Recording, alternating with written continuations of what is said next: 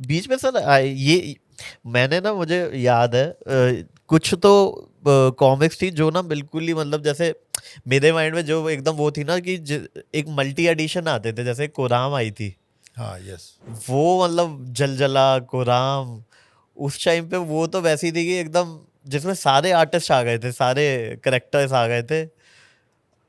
वही बात है ना कुछ डेवलप करते रहो, कुछ ना कुछ नया करते रहो। राइट। कॉमिक के पेजेस बढ़ते जा रहे थे। हाँ मतलब पूरी मोटी होती जा रही है। और जब बढ़ते जा रहे हैं तो आपको करेक्टर्स भी और चाहिए ना, फुल फुल फिल करने को, वरना वो बोरिंग हो जाएगा। सही बात है। आप एक ही की बात करते जा रहे हो, एक ही अगर आप सीक्वेंस को घुमा घुमा के लाते जा रहे हो। मल्टी स्टारर वहीं से स्टार्ट हुई कि भाई जब और बड़ी करनी है और धमाका करना है, अब क्या कर सकते हैं, अब क्या कर सकते हैं। वाह। बेसिकली तो ये राज कॉमिक मैनेजमेंट के ही थॉट्स होती थी। वो बोलते थे कि यार मल्टी स्टारर कोई बना दो। वो हाँ एक चीज़ अच्छी थी, वो आपके काम में इंटरफियर नहीं करते, क्रिएटिव कभी भी नहीं। इंडिपेंडेंस थी हाँ, आपके पास पूरी। आप कॉमिक का ऐड दे दो, अगली क्या बनाने जा रहे हो नाम दे दो, और उसके बाद आप जानो, आपका काम जाने। बहुत ही वो ट्रस्ट दिखाना एक आर्टिस्ट पे कि हाँ, ये आपने ट्रस्ट शो किया है, आपने परफॉर्मेंस शो की है, तो अगला ट्रस्ट कर रहा है, तो it is a give and take बिल्कुल सर, बिल्कुल रिलेशनशिप, और ऐसी बिल्कुल होनी भी चाहिए। सही बात है। हमने ना सर, मैंने कल जब था कि आज हम आपके साथ कॉन्वर्सेशन करेंगे, तो मैंने ना सोशल मीडिया पे डाल दिया था कि पूछो भाई, तुम भी क्वेश्चन पूछ लो। तो मेरे पास बहुत सारे क्वेश्चन आए थे। ठीक है, पहले तो एक हिमांशु का आया था कि क्या ध्रुव को हमेशा से पता था कि श्वेता ही चंदिका है और वो अनजान बना रहता था? ये भी ग्रे एरिया है। बट वो तो जैसे कि ये मैंने कई बार सोचा कि ये ओपन होना चाहिए कि नहीं होना चाहिए। राइट। तो हमारा जो, देखो ध्रुव जो है ना, उसको मैंने कहा ना, वो हमारी सोसाइटी में मूव करता है। मतलब सोसाइटी मतलब इंडियन सोसाइटी। ठीक है। इंडियन सोसाइटी में क्या है ना कि एक डुअल मेंटेलिटी चलती है। ओके। डुअल मेंटेलिटी चलती है भाई की, कि बहन चाहे कितनी स्ट्रांग हो, हाँ।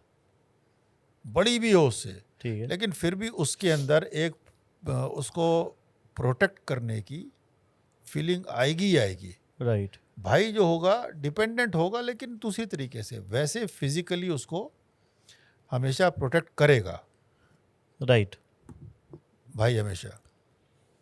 लेकिन साथ में उसकी केयर ये भी होती है कि यार इसको कोई नुकसान नहीं होना चाहिए।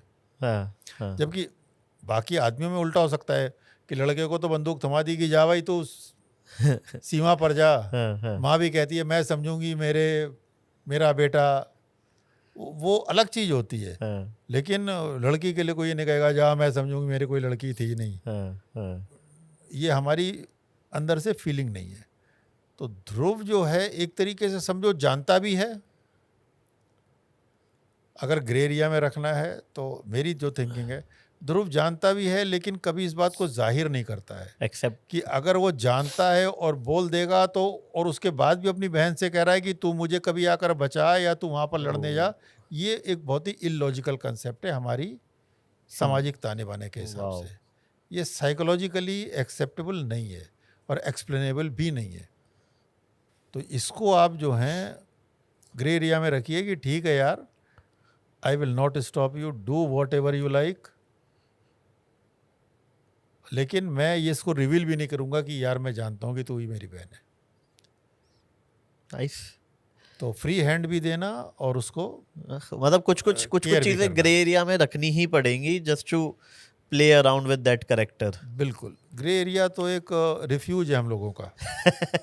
ग्रे एरिया से निकल जाएंगे तो बड़ी चीज़ें एक्सप्लेन करनी पड़ेंगी। तो हम लोग वही उस हद जो होती है ना, एक बड़ी खास चीज़ होती है किसी भी चीज़ की हद। जी।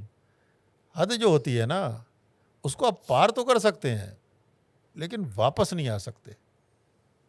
वो उसमें टू वे सही बात है। नहीं है। हाँ इट सही इज़ बात। One way, you can go one way, you can not come back. एक राइट। बार आपने हद तोड़ दी तो तोड़ दी, फिर कोई लिमिट दैट इज़ नहीं। Not repairable. हाँ सही बात है। तो हम लोग हद के अंदर ही रहते हैं यार, तोड़ना नहीं है। एक सर काफी ये क्वेश्चन था मयंक का। इन्होंने पूछा था कि ध्रुव और नागराज जब एक साथ आते थे तो नागराज एकदम थोड़ा ध्रुव डिपेंडेंट क्यों हो जाता था?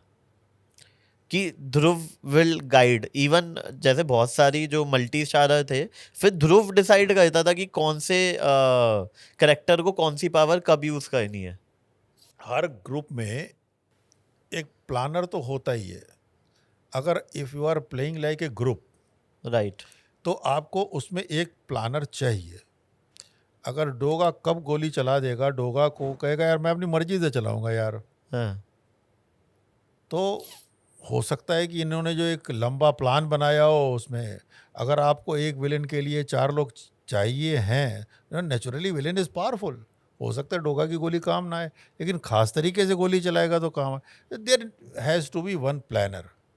तो लोगों को ऐसा सोचना हो सकता है, लेकिन पलट के मैं लोगों से भी ये क्वेश्चन पूछ सकता हूँ कि आप कोई और प्लानर सजेस्ट कर दो, क्योंकि बाकी सबके पास कोई ना कोई पावर है।